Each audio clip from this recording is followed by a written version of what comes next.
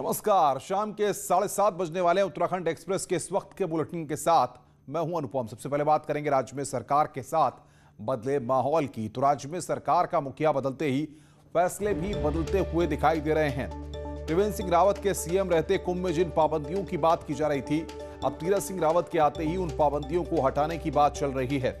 और खुद सीएम तीरथ सिंह रावत ने एक बार फिर कहा कि सभी लोग कुंभ में आए। उन्होंने सभी को कुंभ में आने का न्योता दिया है और खुद भी महाशिवरात्रि पर हरिद्वार वो पहुंचे और कुंभ में परिवार समेत स्नान किया। मुख्यमंत्री तीरथ सिंह रावत ने हरिद्वार में साधुओं पर फूलों की बारिश की तो कई फैसलों पर नया आदेश देते हुए नजर आए। जनता को भी हमने पूरा ओपनली खुला छोड़ा है। सुबह 8 बजे तक उनका स्नान था। जनता का बहुत भारी संख्या में जब ये अखाड़े परिषद कर लेगा स्नान, उसके बाद फिर जनता के लिए खोल दिया जाएगा। लेकिन जो आना चाहता है वो आए, मेरा ये कहना है। और आज जिस तरह से फूलों की वर्षा हेलीकॉप्टरों से इस तरह का, वो मैंने कल शाम को रात को ये भी लिया था कि उन संतों का स्वागत होना चाहिए, अखाड़ा वालों का। ये हमारा कर्तव्य बनता है, ये मैंने किया। ये व्यवस्थाएं को देखकर किस तरीके के अधिकारी को निर्देश? व्यवस्थाएं बहुत बढ़िया, चकाचौंध अच्छा है, लेकिन उसका जो कुछ इस तरह का मैंने कहा कि लाइट है, सफाई है, बहुत अच्छी है, लेकिन इसको और विस्तार दें, ऐसा मैंने कहा है। और साथ में ही जनता किसी को रोके नहीं। कमान मिलते ही मुख्यमंत्री ने राज्य की ब्यूरोक्रेसी को लेकर कई बदलाव किए हैं और बड़े बदलाव किया। पहला बड़ा फैसला सचिव शैलेश बगोली को लेकर किया गया। मुख्यमंत्री तीरथ सिंह रावत ने अफसरों को लेकर पहला बड़ा फैसला जो लिया, उसके तहत शैलेश बगोली को अपना निजी सचिव नियुक्त किया है। साथ ही शैलेश बगोली के पास परिवहन और शहरी विकास जैसे महत्वपूर्ण विभाग भी बने रहेंगे। इसके अलावा माना जा रहा है कि अगले कुछ दिनों में ब्यूरोक्रेसी में और भी बड़े बदलाव हो सकते हैं। साफ सुथरी और ईमानदार छवि वाले अधिकारियों को तीरथ सिंह रावत बड़ी जिम्मेदारी दे सकते हैं। साथ ही खंडूरी की सरकार में अहम पदों पर रहे ब्यूरोक्रेट्स को भी एक बार फिर से बड़ों पदों पर नियुक्त किया जा सकता है। तीरथ सिंह रावत ने मुख्यमंत्री बनने के बाद पहले दिन अपने राजनीतिक गुरु भुवन चंद्र खंडूरी का आशीर्वाद लिया और खुद खंडूरी ने साफ साफ कह दिया कि उनके शासन की झलक तीरथ सिंह रावत की सरकार में दिखेगी। आपके लिए तीरथ है, वो रस्मी है।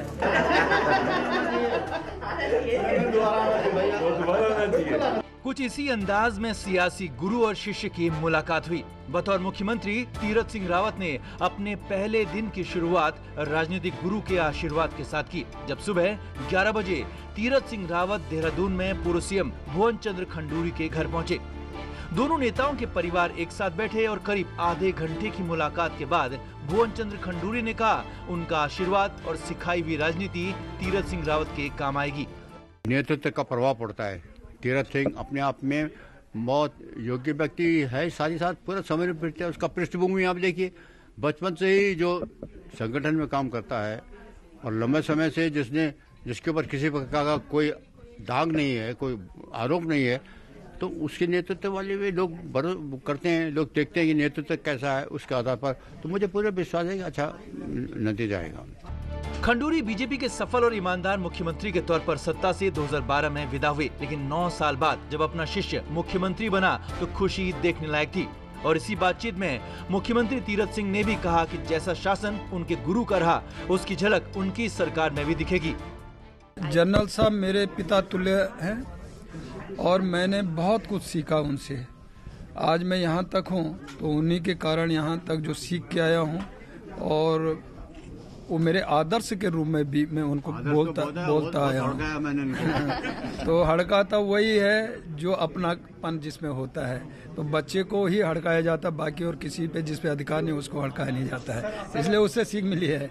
राजनीति में हालात और वक्त कब बदल जाएं कह पाना मुश्किल है, और ऐसे ही नजारा गुरुवार की सुबह दिखा जब मुख्यमंत्री रह चुके राजनीतिक गुरु भुवन चंद्र खंडूरी ने अपने मुख्यमंत्री बने शिष्य को नई सियासी पारी के लिए दिल से आशीर्वाद दिया और दोनों चेहरे फिर चर्चाओं में आ गए।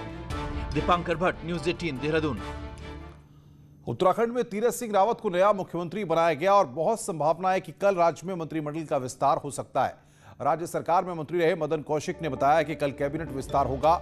अब इस कैबिनेट विस्तार को लेकर चर्चाएं चल रही हैं कि त्रिवेंद्र कैबिनेट के कई मंत्रियों का पत्ता साफ हो सकता है और कुछ नए चेहरे कैबिनेट में नजर आ सकते हैं। साफ और बेदाग छवि वाले विधायकों को मंत्री पद दिया जा सकता है। साथ ही साथ त्रिवेंद्र कैबिनेट में मंत्री पद से दूर रहे जिलों को भी मंत्री पद मिल सकता है। लिहाजा कई नाम दौड़ में अब शामिल हो गए हैं। कल मंत्रिमंडल का विस्तार होगा। सर क्या लगा, पोर्टफोलियो आपका वही रहेगा? अब पता नहीं क्या होगा। नई जिम्मेदारी के लिए क्या कहेंगे? नई जिम्मेदारी जो मिलेगी निर्वहन करेंगे। नए मुख्यमंत्री को क्या कहेंगे? बहुत अच्छा काम करेंगे सर। अब कौन कौन विधायक मंत्री बनने की दौड़ में है वो आपको बताते हैं। तो विधानसभा में बीजेपी के 56 विधायक हैं और मंत्री बन पाएंगे सिर्फ 11, यानी हर 5 विधायक पर एक विधायक मंत्री बन सकता है। लेकिन यह इतना आसान नहीं है, क्योंकि क्षेत्रीय और जातिगत संतुलन के साथ साथ राजनीतिक रूप से महत्वपूर्ण जिलों को ज्यादा तवज्जो की दरकार है। सूत्रों से जो जानकारी हमको मिली है उसके मुताबिक पिछली सरकार में मंत्री रहे कुछ चेहरे इस सरकार से गायब हो सकते हैं। खासकर कांग्रेस से बीजेपी में आए कुछ चेहरे बीजेपी नेताओं को शुरू से अखरते रहे हैं। सूत्रों के मुताबिक नरेंद्रनगर के विधायक सुबोध उनियाल, बाजपुर के विधायक यशपाल आर्य, यमकेश्वर विधायक रितु खंडूरी, डीडीहाट से वरिष्ठ विधायक बिशन सिंह चुफाल और हरिद्वार के एमएलए मदन कौशिक कैबिनेट में शामिल किए जा सकते हैं। उधम सिंह नगर, जहां पर किसान आंदोलन का प्रभाव है, यहां से भी एक प्रभावशाली विधायक को मंत्रिमंडल में जगह दी जा सकती है। बीजेपी रणनीतिकार इसके पक्ष में है। देखिए, ये तो माननीय मुख्यमंत्री जी का अधिकार क्षेत्र है। पार्टी को तय करना है, केंद्रीय नेतृत्व को तय करना है किसको कैबिनेट मंत्री का दर्जा दिया जाए। हम तो कार्यकर्ता हैं, पार्टी के कार्यकर्ता रहे हैं, और जो पार्टी निर्णय देगी वो निर्णय होगा, उस निर्णय का हम बिल्कुल निर्वहन करेंगे। चर्चा आएगी सब नामों पर, तो उसमें निर्णय होगा। केंद्रीय टीम भी निर्णय करेगी उसमें क्या कर सकते हैं। तो जैसा होगा सब मिला के सबको साथ लेकर चलने का होगा, समायोजित सबका करेंगे। लेकिन कैबिनेट कंप्लीट होनी चाहिए। कैबिनेट कंप्लीट होनी चाहिए, ऐसा मेरा मानना है। इस बीच तीरथ कैबिनेट को लेकर इस बार चर्चा है कि गढ़वाल मंडल से एक महिला मंत्री को कैबिनेट में जगह मिल सकती है। सूत्रों का दावा है कि महिला बीजेपी की प्रदेश अध्यक्ष और विधायक रितु खंडूरी को इस बार मंत्री बनाया जा सकता है। हालांकि इन खबरों पर रितु खंडूरी का कहना है कि उनका फोकस बतौर विधायक काम पर है और वो नए मुख्यमंत्री तीरथ सिंह रावत को शुभकामनाएं देती हैं। उनको मेरी बहुत सारी शुभकामनाएं और बधाई है, और मैं पूरा विश्वास है कि बहुत बढ़िया काम इस एक साल में होगा। आप मुझे जानते हैं, मैं इस तरह की बातचीत करती नहीं हूँ, ना मेरी उस तरफ ध्यान जाता है। मेरे को एक काम दिया है जनता ने विधायक के तौर पे, और वो मैं पूरी ईमानदारी से निभा रही हूँ। और बातचीत करने के लिए इसी पर हमारे साथ हमारे उत्तराखंड के एडिटर अनुपम त्रिवेदी जी हमारे साथ जुड़ रहे हैं। अनुपम जी, सवाल यह है कि चर्चाओं में तो कई नाम घूम रहे हैं, सूत्रों के हवाले से कई नाम चर्चा में है, लेकिन सवाल यहां पर यह है, कुछ बीजेपी आलाकमान फाइनल कर पाया है कौन नए मंत्री बनेंगे? देखिए अनुपम, आपको पता है कि उत्तराखंड में पूरा जो है सियासी जो मंजर रहा है, पिछले शनिवार को शुरू हुआ था, कल शनिवार होगा, एक हफ्ते में सब कुछ बदल गया। जाहिर तौर पे सीएम का चेहरा बदला है तो मंत्रिमंडल का चेहरा भी बदलेगा। ऐसे में दिलचस्प ये देखना होगा कि जो बड़े जिले रहे, जो पिछले चुनाव में जिन्होंने बीजेपी को बड़ी जीत दिलाने में जिनका कंट्रीब्यूशन रहा, जैसे देहरादून है, हरिद्वार है, नैनीताल है, उधम सिंह नगर है, यहाँ से एमएलएज, एक बल्क एमएलएज आते हैं और ये सब बीजेपी की झोली में गए। ज्यादातर पहाड़ के हर जिले से भी कुछ ना कुछ सफलता मिली है। लेकिन हुआ क्या कि पिछले बार जो कैबिनेट बनी वो बड़ी डिसबैलेंस कैबिनेट बनी। 11 में से 3 मंत्री पद खाली रह गए। पौड़ी जैसे जिले को इतना रिप्रेजेंटेशन मिल गया, 3 मंत्री वहां से हो गए, तो कुछ जिले बिल्कुल साफ हो गए। तो इस चीज का बड़ा ख्याल रखा जाएगा इस बार जब ये मंत्रिमंडल विस्तार होगा, कि हर जिलों को, खासकर उन जिलों को जो सेंसिटिव है पॉलिटिकल दृष्टि से, उनको रिप्रेजेंटेशन मिले। बद्रीनाथ जहां आता है, केदारनाथ जहां आता है, रुद्रप्रयाग, चमोली, छोटे छोटे जिले हैं, हो सकता है कि ये भी कुछ जगह पा जाएं इस बार। उधम सिंह नगर में बहुत ज्यादा किसान आंदोलन की वजह से बीजेपी को नुकसान होने की खबरें बीजेपी इंटरनल जो सर्वे कराए हैं उसमें आई हैं। तो इसलिए डैमेज कंट्रोल की कोशिश वहां हो गई। मुझे लगता है हरिद्वार में भी कुछ इस तरह की कोशिश होगी। देहरादून से खुद पूर्व मुख्यमंत्री त्रिवेंद्र सिंह रावत आते थे, तो लिहाजा यहाँ कोई दूसरा मंत्री नहीं था। लेकिन चूंकि अब वो नहीं रहेंगे तो उनकी जगह में कोई और नया चेहरा कौन हो, इस सबको तवज्जो दी जा सकती है अनुपम। और 1-2 दिन में स्थिति क्या ये माना जाए अनुपम जी कि 2022 से पहले किसी को नाराज नहीं करना चाहेंगे और ऐसा संतुलन बनाने की कोशिश होगी कि चित भी मेरी और पट भी मेरी? देखिए अनुपम, मैक्सिमम कोशिश तो मुझे लगता है बीजेपी यही करेगी। हालांकि ये बहुत कर पाना मुश्किल होता है। जैसे कहावत है पुरानी, 1 अनार 100 बीमार। जैसा कि आपने भी कहा कि करीबन 56 विधायक हैं, तो 5 में से 1 विधायक कोई मंत्री बन पाएगा, तो जो रह जाएगा जाहिर तौर पर नाराज होगा। बीजेपी उसके लिए मुझे लगता है प्रिपेयर्ड होगी, लेकिन वो फिर भी कोशिश करेगी कि जिन जिलों का रिप्रेजेंटेशन नहीं हो पाया उन जिलों को जरूर जगह दी जाए। जो हैवीवेट जिले रह गए जहां पर मंत्री ज्यादा बन पाए, जैसे पौड़ी है, पौड़ी में मुझे लगता है कुछ बीजेपी कम ज्यादा कर सकती है, उस जिले से कुछ नया चेहरा इंडक्ट कर सकती है। जैसे रितु खंडूरी भी पौड़ी जिले से आती है, उनको इंडक्ट करके किसी को ड्रॉप कर सकती है। तो इस तरीके के कॉम्बिनेशन परम्यूटेशन पे बीजेपी जरूर काम कर रही है, इनके रणनीतिकार इस पे काम कर रहे हैं। और जो पिछले बार 3 जगह खाली रह गई थी उससे बहुत नुकसान हुआ है पार्टी को। अनुपम जी, लेकिन कांग्रेस से जो लोग आए थे उनको बताया जा रहा है कि हो सकता है बाहर का रास्ता दिखा दिया जाए। ऐसे में क्या 22 से पहले वो लोग किसी खतरे की घंटी बीजेपी के लिए नहीं बजा सकते हैं? नहीं, देखिए बजा भी सकते हैं, इसमें कोई दो राय नहीं है, लेकिन देखिए बीजेपी का अपना एक कमिटमेंट रहा जो हमें बताया है पार्टी के नेताओं ने। जब वो 2016 में सब शामिल हुए थे तो एक तरीके का उनसे कमिटमेंट था, अगर आप जीतते हैं तो आपको पूरा सम्मान मिलेगा। अब आए उन्हें सम्मान मिल गया, जगह भी मिल गई कैबिनेट में।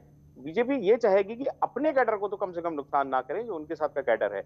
इसलिए बीजेपी के जो चेहरे हैं जो आरएसएस से आते हैं या जिन्होंने बहुत लंबा समय पार्टी में गुजारा है, बिल्कुल बिल्कुल। अनुपम जी, बहुत बहुत शुक्रिया आपका हमारे साथ जुड़ने के लिए और बातचीत करने के लिए। तो अनुपम त्रिवेदी हमारे एडिटर बता रहे थे विस्तार से चीजों को। आगे बढ़ते हैं। अब राज्य में मुख्यमंत्री बदल गए लेकिन नई कैबिनेट भी आने वाली है, तो ऐसे में अब सबसे बड़ा सवाल यह है कि तीरथ सिंह रावत की सीट कौन सी होगी, क्योंकि मुख्यमंत्री के लिए सीट खाली करने को लेकर कल तक मुख्यमंत्री बनने का सपना दिख रहे नेता या तो सिर पीट रहे हैं या माथापच्ची कर रहे हैं।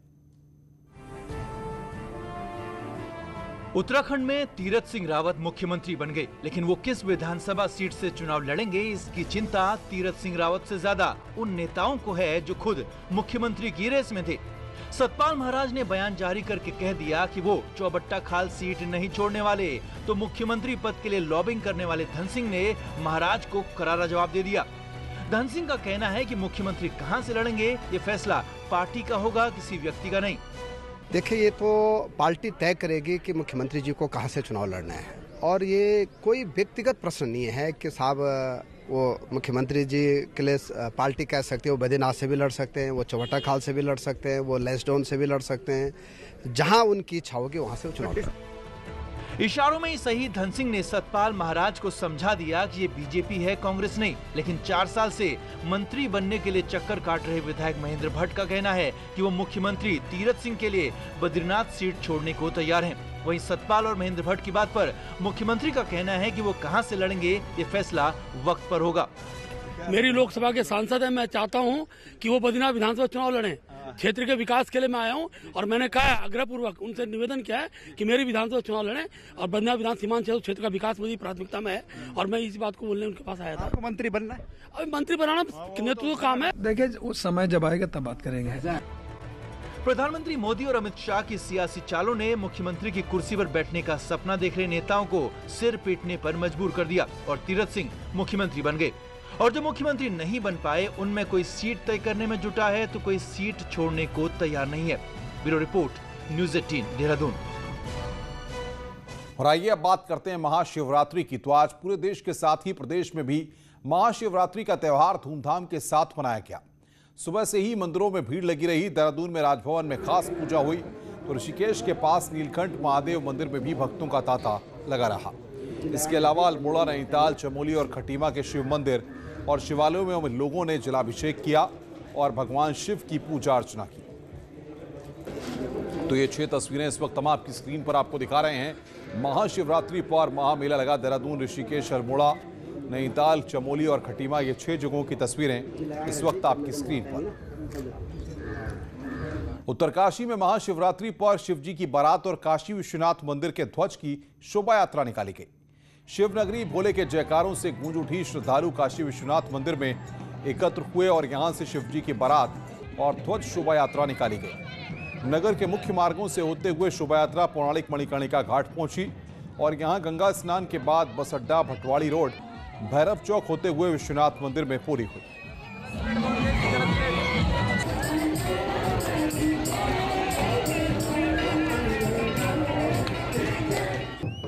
और आइए अब महाकुंभ की बात करते हैं। तो आज से हरिद्वार महाकुंभ की भव्य शुरुआत हो गई है। महाशिवरात्रि के पहले शाही स्नान के साथ ही हरिद्वार के कुंभ का आगाज हो गया। सुबह 4 बजे ही हर की पैड़ी पर लाखों लोग स्नान करने के लिए पहुंचे, लेकिन जैसे ही सुबह के 8 बजे तो ब्रह्मकुंड को खाली करवा दिया गया। पहले से तय प्रोटोकॉल के मुताबिक सुबह 8 बजे तक आम श्रद्धालुओं को हर की पैड़ी पर स्नान करने की इजाजत थी। इसके बाद अखाड़ों का स्नान हुआ। अखाड़ों का पहला जत्था जब हर की पैड़ी की ओर चला तो डमरू और शंखनाद की ध्वनियों से पूरा ब्रह्मकुंड गूंज उठा। नागा सन्यासियों का जत्था अपने ही अंदाज में घाट की ओर चल रहा था। आगे आगे धर्म ध्वजाएं और अखाड़ों के हथियार थे, पीछे साधुओं की पूरी पलटन थी। इसी तरह अखाड़ों ने अपने तय समय में गंगा स्नान किया और कुंभ की भव्य और दिव्य शुरुआत हुई। खुद सीएम तीरथ सिंह रावत कुंभ के पहले शाही स्नान पर पहुंचे और भक्तों पर फूलों की बारिश की।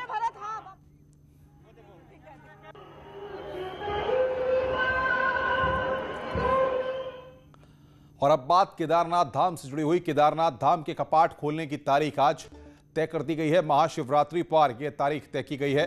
11वें ज्योतिर्लिंग बाबा केदारनाथ के कपाट 17 मई को सुबह 5 बजे शुभ मुहूर्त में विधि विधान और मंत्रोच्चार के साथ भक्तों के लिए खोल दिए जाएंगे। प्राचीन परंपरा के मुताबिक आज ओंकारेश्वर मंदिर ऊखीमठ में महाशिवरात्रि के पावन पर्व पर पंचांग गणना के मुताबिक केदारनाथ के कपाट खुलने की तिथि घोषित की गई है। बाबा केदारनाथ के कपाट खुलने की प्रक्रिया 12 मई से ही आरंभ हो जाएगी। 12 मई को बाबा केदारनाथ के क्षेत्रकाल भैरव की नाथ की पूजा अर्चना की जाएगी और इसके बाद 14 मई को बाबा केदारनाथ की चल विग्रह पंचमुखी उत्सव डोली ओंकारेश्वर मंदिर ऊखीमठ से प्रस्थान कर केदारनाथ के लिए रवाना होगी। अपने पहले रात्रि प्रवास पाहटा में पहुंचेगी। 15 मई को बाबा केदारनाथ की उत्सव डोली गौरीकुंड में रात्रि प्रवास करेगी और 16 मई को बाबा की उत्सव डोली केदारनाथ पहुंचेगी। उसके तिथि के अनुसार 17 मई 2021 के दिन सुबह 5 बजे वो कपाट परंपरा के अनुसार केदारनाथ रावल जी द्वारा खुल जाएगा। तो तब से दिवाली तक सभी देश और विदेशी लोगों को दर्शन के लिए खुला रहेगा। स्वागत है। ब्रेक के बाद राजभवन देहरादून में 2 दिवसीय बसंत उत्सव का शुभारंभ 13 मार्च को होगा। इसके लिए तैयारियां शुरू हो गई हैं। 12 मार्च को 3 से 5 बजे तक दिव्यांगों और वंचित बच्चों के लिए राजभवन खुलेगा।